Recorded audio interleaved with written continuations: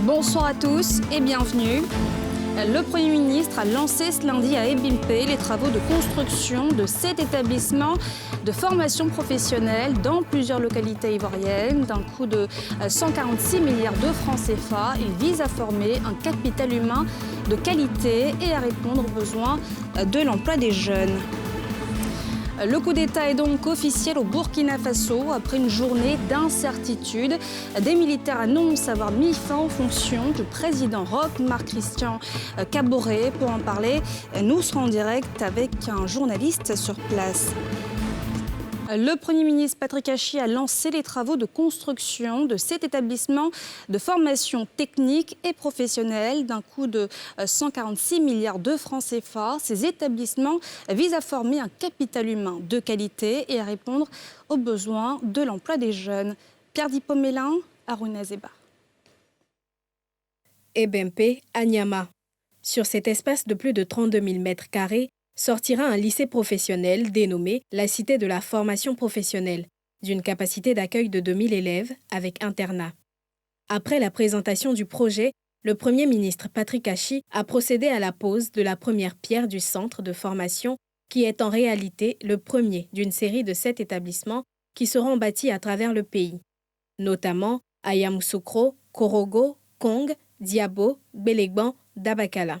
Ces filières seront très techniques, ce qui nécessitera une formation renforcée des enseignants et des formateurs des spécialités retenues afin de délivrer des enseignements de bonne qualité devant aboutir à un taux d'employabilité relativement élevé. Cette première expérience de construction de lycée professionnel se fera en parfaite cohérence avec le secteur privé. Pour le Premier ministre Patrick Achi, la Côte d'Ivoire est sur la bonne trajectoire pour répondre aux attentes grandissantes des jeunes. Il s'agit de la transformation de notre économie, de la création d'une Côte d'Ivoire plus industrielle, produisant plus de valeur ajoutée localement et bien plus d'emplois durables pour les Ivoiriens, autour de ces richesses agricoles, mais aussi de nouvelles filières, comme par exemple le BTP, le logement, les mines et l'énergie, la mécanisation, l'économie numérique ou les industries culturelles. Et pour ce faire, il nous faut disposer d'une main-d'œuvre nombreuse, bien formée, compétente et engagée. Pour notre économie, comme pour notre jeunesse, il nous faudra faire plus, plus vite, plus grand, tant les enjeux sont immenses, le potentiel extraordinaire et le calendrier exigeant. Les travaux ont été confiés à Avic International, une entreprise chinoise. À terme, 185 enseignants seront formés en Chine pour la prise en main des filières qui vont être dispensées dans ces centres de formation, notamment la maintenance automobile, la chaudronnerie soudure, fluide et transformation agroalimentaire. L'année 2022 s'annonce chargée pour le secrétariat d'État de la fonction publique et de la modernisation de l'administration avec 10 projets importants. La rentrée solennelle s'est tenue ce lundi en présence de la ministre de tutelle qui a insisté sur la mutualisation des efforts pour mener à bien les priorités de son ministère. Nadja Eja, Mathurin Bédé. Ce sont autour de 10 projets structurants, dont l'extension de la signature électronique signée et l'extension du système de gestion électronique des courriers, SIGEC, que vont s'exécuter les missions du secrétariat d'État auprès du ministère de la fonction publique et de la modernisation de l'administration pour cette année 2022. Au cours de cette rentrée solennelle, des lettres de mission ont été remises aux directeurs centraux et chefs de service. Ils devront contribuer à relever les défis tels que l'amélioration de l'accès des citoyens aux services publics de qualité et le renforcement de la visibilité des actions de modernisation de l'administration dans un environnement toujours impacté par la pandémie de coronavirus. C'est aujourd'hui une obligation pour notre administration parce que la pandémie de la Covid-19 a totalement changé notre manière de travailler. Ce sont des objectifs de performance que nous avons aujourd'hui totalement remis aux mains de nos collaborateurs et je crois qu'ils pourront, dans un temps bien précis, accomplir tous ces résultats.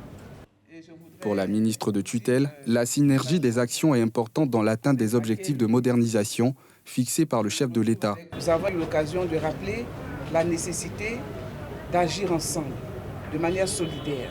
Je voudrais me féliciter également de la bonne prise en main de M. le secrétaire d'État, de la vision que nous partageons. celle d'une administration publique moderne, d'une administration efficace, dynamique. Pour rappel, des résultats positifs ont été enregistrés en 2021 avec entre autres l'élaboration du document d'orientation stratégique du secrétariat d'État, la validation technique du cadre stratégique de la modernisation de l'État et la mise en ligne de 36 procédures administratives dématérialisées sur la plateforme www.servicepublic.gouv.ci. La sous-région à nouveau frappée par un coup d'État. Après une longue journée d'incertitude, le putsch est désormais officiel au Burkina Faso. Des militaires ont annoncé à la télévision nationale avoir pris le pouvoir. Toujours pas de nouvelles du président Roch Marc Christian Kaboré pour l'heure, si ce n'est un appel au calme un peu plus tôt dans la journée. Tim Danger. C'est désormais officiel. Roch Marc Christian Kaboré n'est plus le président de la République du Burkina Faso. Il a été renversé par des soldats mutins, entrés en scène par des tirs à l'arme lourde dans la nuit de samedi à hier, dimanche. Dans un communiqué lu à la télévision d'État, la RTB, ceux qui se sont illustrés par le crépitement des armes contre le pouvoir Roch annoncent le coup. Le MPSR porte à la connaissance de l'opinion nationale et internationale que 1. La Constitution est suspendue. 2. Le gouvernement est dissous. 3. L'Assemblée nationale est dissoute. 4. Les frontières terrestres et aériennes sont fermées pour compter du 24 janvier 2022 à 0 heure, et ce, jusqu'à nouvel ordre. Des heures avant la proclamation du putsch, le président renversé adressait un message à ceux qui lui réclament sous la pression des armes la démission. Notre nation vit des moments difficiles. Nous devons en ce moment précis sauvegarder nos acquis démocratiques. J'invite ceux qui ont pris les armes à les déposer dans l'intérêt supérieur de la nation. C'est par le dialogue et l'écoute que nous devons régler nos contradictions. Hors des frontières nationales, à Abidjan, à plus de 1000 km de Ouagadougou, la crise préoccupe la diaspora du pays des hommes intègres en Côte d'Ivoire. Des leaders des sections ivoiriennes, des partis politiques du Burkina Faso se prononcent. On ne devrait même pas avoir ça en Afrique même. On ne parle même pas notre petite sous-région de Burkina, comme Burkina Mali, comme ça. Vraiment, ça c'est déplorable à notre niveau. Les 725 milliards que le président a reçus à aider l'armée a été transmis à qui de droit. Mais ça entre eux là-bas. Sinon, ce n'est pas au niveau du président Roch. Vous voulez armée bien libre, républicain.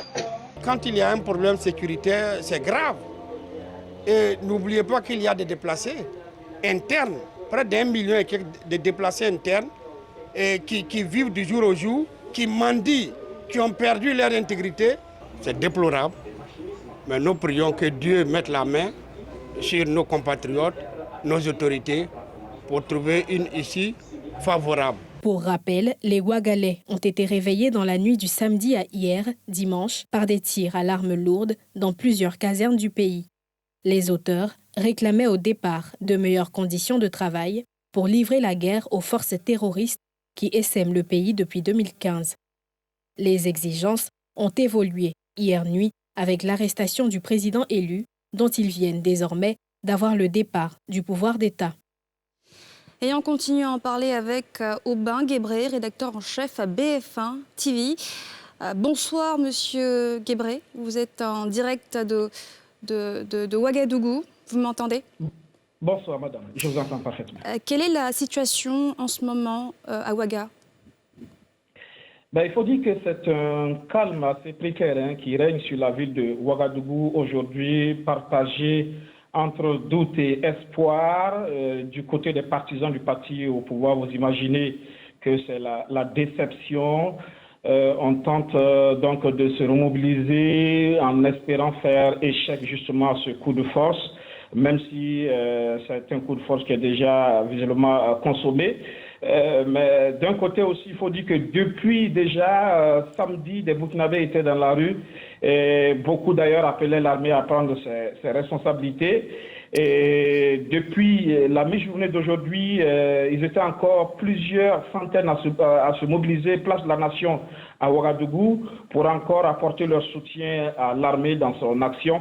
Et cette même foule s'est par la suite déplacée justement devant la télévision nationale pour assister à la prise du pouvoir du MPSR. Ce putsch militaire était-il prévisible? Est-ce qu'on devait s'y attendre? Oui, visiblement, il fallait s'y attendre parce que c'est une situation assez compliquée et qui commençait véritablement à exaspérer bon nombre de Burkinabés depuis un certain temps. Vous le savez déjà, la goutte d'eau de trop, c'était justement l'attaque d'Inata avec ces 53 gendarmes tués, avec des informations qui donnaient froid dans le dos, notamment sur la prise en charge alimentaire des soldats sur le terrain. C'est une situation qui a véritablement choqué les Burkinabés, mais aussi l'armée. Et depuis ce temps, le pouvoir a véritablement commencé à perdre toute sa crédibilité et toute sa légitimité. Et les derniers événements en date, c'est bien sûr justement les restrictions des libertés. La plupart des manifestations programmées ont toujours été interdites par l'autorité. Et puis, bien sûr, il y a aussi les restrictions des libertés du côté digital, les réseaux sociaux coupés, Internet mobile coupé. Et cela dure maintenant, près d'une dizaine de jours. Vous le savez, il y a ceux qui critiquent sur les réseaux sociaux le pouvoir, mais il y a beaucoup de Burkinabés qui vivent justement de cet outil. C'est un outil de travail. Récemment, les acteurs du e-commerce se sont retrouvés en conférence de presse pour dénoncer une situation devenue intenable. Ce sont des emplois qui sont qui commencent à être détruits. Et là, ça devenait véritablement insupportable pour les Burkinabés qui ont encore lancé un appel à la manifestation samedi. Et vous l'avez pu le constater, une manifestation sévèrement réprimée par les forces de sécurité. Et voilà, c'en est de trop pour les Burkinabés qui ont commencé à lancer un appel à l'armée à prendre ses responsabilités. Sans oublier justement que depuis Nata, il y a eu aussi des changements au sein du commandement militaire qui n'a pas véritablement plu à une certaine hiérarchie et qui avait déjà gardé dents contre l'autorité politique. Et donc, il y avait cette grogne au sein de l'armée à cause des nombreux morts, mais aussi à cause des changements qui commençaient véritablement à inquiéter plus d'un, mais aussi au niveau de la population aussi, qui de plus en plus commençait à être exaspérée vis-à-vis des restrictions des libertés. Toute cette confusion depuis ce matin, aucune information n'a filtré, aucune déclaration, si ce n'est en fin de journée. Est-ce qu'il y avait des tractations en cours? Que pouvez-vous nous dire à ce propos? Oui, il faut dire que ça a été une journée de lundi longue, très longue, il faut le dire. Beaucoup de suspense, de rumeurs, de contre-rumeurs, de stress, de peur. C'est tout un peuple qui a retenu son souffle, scotché à une guerre de communication entre deux entités des forces de défense et de sécurité burkinabè, la gendarmerie d'une part et de l'autre côté les militaires. Pour les uns, le président du Faso était en lieu sûr, sous la protection de la gendarmerie, et pour les autres, le président du Faso a été arrêté et détenu dans un camp militaire. C'était donc dans cette confusion que le peuple burkinabè est resté jusqu'à ce soir, où justement ce groupe de militaires dirigé par le lieutenant-colonel Sandaogo Paul-Henri Damiba a annoncé la prise du pouvoir par le mouvement patriotique pour la sauvegarde et la restauration. Il faut dire justement qu'au cours de la journée, effectivement, des tractations étaient en cours. On a fait appel aux forces morales, aux autorités coutumières, religieuses, justement pour tenter une médiation entre les deux entités de l'armée. Finalement, visiblement, le dialogue aussi a prévalu et à un moment donné, les deux corps, visiblement, se sont entendus pour sauver l'essentiel. C'était aussi d'éviter un bain de sang. Est-ce qu'on a des nouvelles, peut-être, du président Roch Marc Christian Kaboré, autres que celles données par la junte actuellement au pouvoir? Oui, on n'en sait pas davantage. Comme je l'ai dit, la gendarmerie dit que le président est en lieu sûr, protégé par sa garde rapprochée composée de gendarmes, ce que semble démentir aussi d'autres sources du côté des militaires qui estiment que le président serait détenu dans un camp militaire. Donc, jusqu'à l'heure où on vous parle, on ne sait pas exactement où se trouve le président du Faso. Il y a aussi son parti, le Mouvement du Peuple pour le Progrès, qui est sorti dans une déclaration pour dénoncer justement une tentative de déstabilisation des institutions de la République et qui est revenu sur un certain nombre de faits. Le MPP qui parle de tentative avortée d'assassinat du président démocratiquement élu Roch-Marc Christian Kaboré, d'encerclement du palais de Kosiam, d'occupation de la radio-télévision, de saccage du domicile privé du chef de l'État, de tentative d'assassinat d'un ministre de la République, de destruction de biens publics et privés. Il faut dire que très tôt ce matin, effectivement, nos équipes ont pu faire le constat de tirs violents sur des véhicules blindés visiblement appartenant donc à la garde rapprochée du président du Faso aux alentours de son domicile dans un quartier populaire de la ville de Ouagadougou. Les impacts véritablement en disent long sur la violence des tirs. On a même pu constater justement ces vitres brisées, mais surtout du sang sur le siège du véhicule. Ça en dit long justement sur la violence justement des tirs, mais jusqu'à l'heure où on vous parle, on ne sait pas exactement dans quelles conditions est détenu le président du Faso. L'ONU a condamné fermement ce coup d'État, les États d'Afrique de l'Ouest également. À quoi devrait-on s'attendre dans les prochains jours ? Oui, c'est l'incertitude totale. On imagine que la communauté internationale va faire ses condamnations de fait, mais il faut dire que visiblement, désormais, à Ouagadougou, le regard semble tourner vers l'avenir. Tous les citoyens interrogés dans cet après-midi ont cet espoir que l'armée pourra se remobiliser pour faire face à l'île terroriste qui commence véritablement à gagner du territoire. Plus d'1,5 million de déplacés internes, ce sont des milliers de morts et des populations aujourd'hui qui ne savent pas où donner de la tête. Donc aujourd'hui, c'est beaucoup plus l'espoir qui anime les Burkinabés, qui espèrent que la communauté internationale va comprendre sa douleur et s'inscrire dans cette logique de refondation du Burkina, mais surtout dans cette remobilisation ensemble que le Burkina sera accompagné par les institutions internationales dans sa quête de paix et de stabilité. Merci Monsieur Aubin Guébré pour tous ces éclairages sur la situation au Burkina Faso. Et je rappelle que vous êtes rédacteur en chef à BF1 TV. La semaine dernière, nous vous parlions d'investissement en bourse. Faut-il investir ou non? Comment se lancer? Aujourd'hui, des Ivoiriens nous livrent leurs témoignages sur ce marché financier dont l'activité reste faible dans la sous-région. Nadja Eja, Mathurin Badé, Tanguy Conin. Plateau. Dans cette tour se trouve une SGI, Société de gestion et d'intermédiation, agréée à la Bourse régionale des valeurs mobilières. Ce matin, l'équipe Marché Capitaux consulte l'actualité boursière afin de détecter les meilleurs placements de la journée. Le rôle de cette SGI, à l'instar de toutes les autres, servir de canal entre compagnies cotées à la BRVM et investisseurs. Tout le monde peut investir en bourse. Il s'agit d'ouvrir un compte dans une SGI qui dispose d'un agrément pour recevoir les fonds et investir en bourse. Et la SGI elle mène une enquête pour s'assurer que les fonds sont d'origine licite et par la suite, elle conseille, elle oriente et puis elle gère les investissements en bourse. Malgré l'accès au marché boursier pour tous, l'activité reste très peu développée sous nos cieux. Selon les experts, la zone UEMOA a enregistré 150 000 comptes titres en 2019 pour une population d'environ 120 millions d'habitants.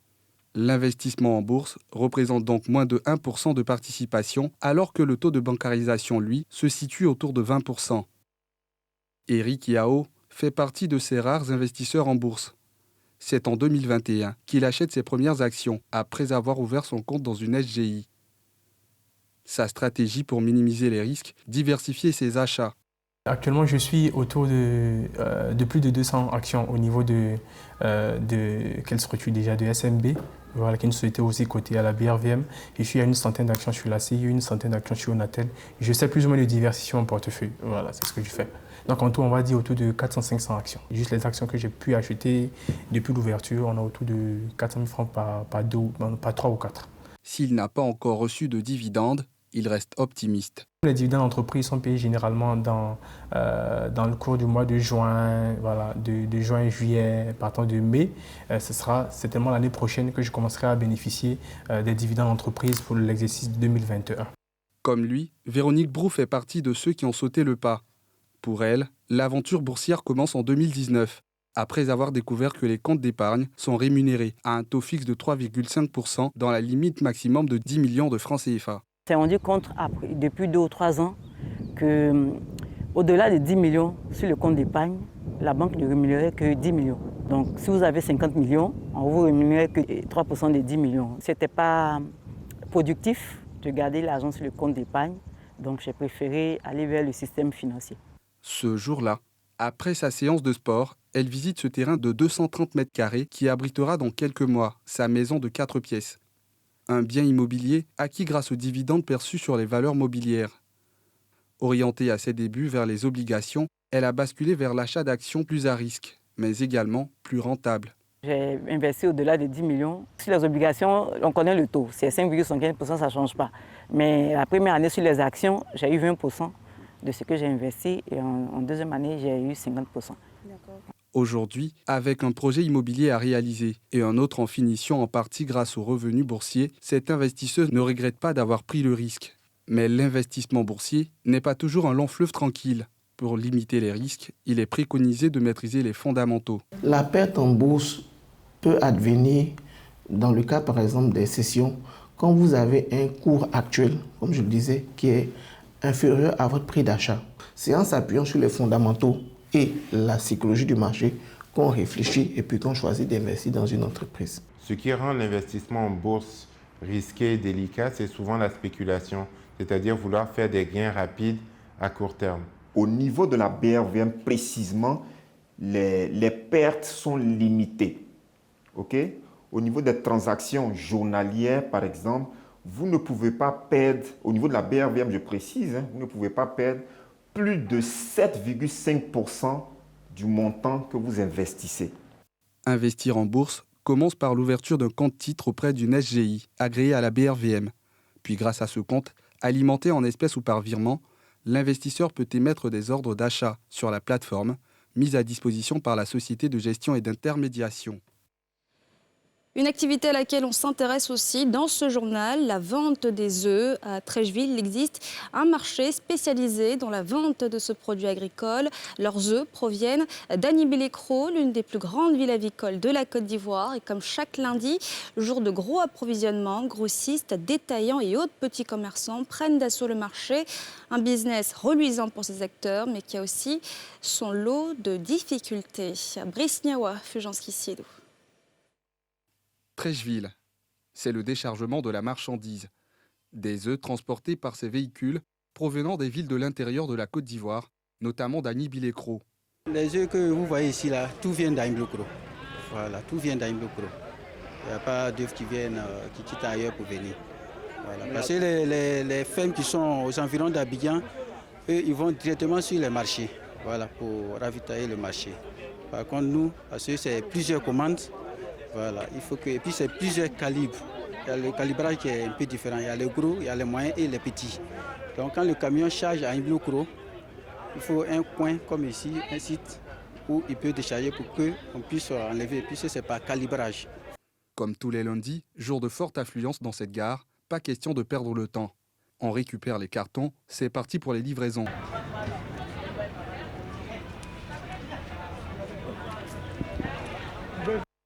Ce marché, adossé à cette clôture, s'étend sur le long du trottoir, sur des centaines de mètres. Il ravitaille toute la zone sud d'Abidjan grâce à la grande quantité d'œufs qui arrivent chaque semaine. Il y a Trècheville, il y a la commune de Makori, la commune de Koumassi et la commune de Port-Boué qu'on ravitaille. Ici, le prix moyen de la plaquette d'œufs se situe entre 1 500 francs et 1 900 francs CFA. Un prix jugé élevé en cette période post-fête de fin d'année. Chaque année, ce n'est pas cette année seulement. Il faut dire après décembre, en tout cas après les fêtes de fin d'année, le prix des œufs monte toujours. Ici, les gros calibres, en gros, on est à 1900, voilà, souvent même 2000. Bon, on dit qu'ils ont fermé les frontières du Mali-Côte d'Ivoire parce qu'il y a maïs qui quitte au Mali pour venir. Donc ils ont fermé. Donc à présent, le maïs est devenu 280 francs sur le marché. Donc ça fait qu'au lieu de 1500 aujourd'hui, c'est devenu 1800, 1900. À l'étroit, le souci majeur de ces commerçants demeure l'octroi d'un espace aménagé et plus adapté à leurs activités. Avant, on était en zone. De la zone, on est venu en face du palais de sport. Et du palais de sport, on nous a envoyé au marché de Belleville. Là-bas, on nous a dit qu'on doit construire des bâtiments. Et c'est comme ça, on est allé voir la mairie encore et ils nous ont envoyé ici. Mais en attendant, les affaires suivent leur cours et on arrive tout de même à s'en sortir. Par semaine, comme ça, par la grâce de Dieu, il peut venir avec 400 cartons. En tout cas, par la grâce de Dieu, on ne peut pas gâter le nom de Dieu. Malgré que c'est difficile, on prend son tout, non manger dedans. La vente des œufs, un business qui permet à plusieurs familles de subvenir à leurs besoins. En plus de cette gare des œufs, il existe plusieurs autres à Adjamé, à Abobo et Yopougon. Et c'est la fin de ce journal. Merci de l'avoir suivi. Surtout, ne bougez pas, restez avec nous. Dans un instant, la rediffusion de NCI 360 qui a reçu hier soir les éléphants de Côte d'Ivoire. Excellente soirée à tous.